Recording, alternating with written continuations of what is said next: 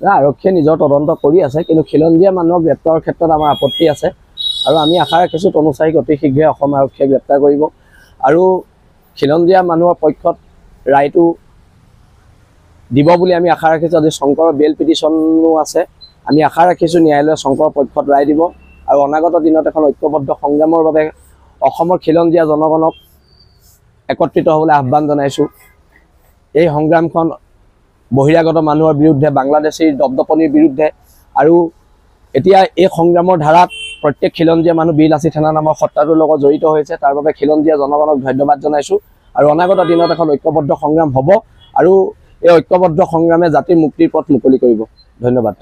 শংকৰজ্যোতি বৰুৱাৰ ক্ষেত্ৰত তেখেতৰ যি সংগঠনত আছিলে পূৰ্বতে সদৌ অসম ছাত্ৰ সন্থা, সেইটো তেওঁলোকৰ আভ্যন্তৰীণ বিষয়, কিন্তু বীৰ লাচিত সেনা নামৰ এই সত্তাটো প্ৰত্যেক খিলঞ্জীয়া মানুহৰ লগত আছে।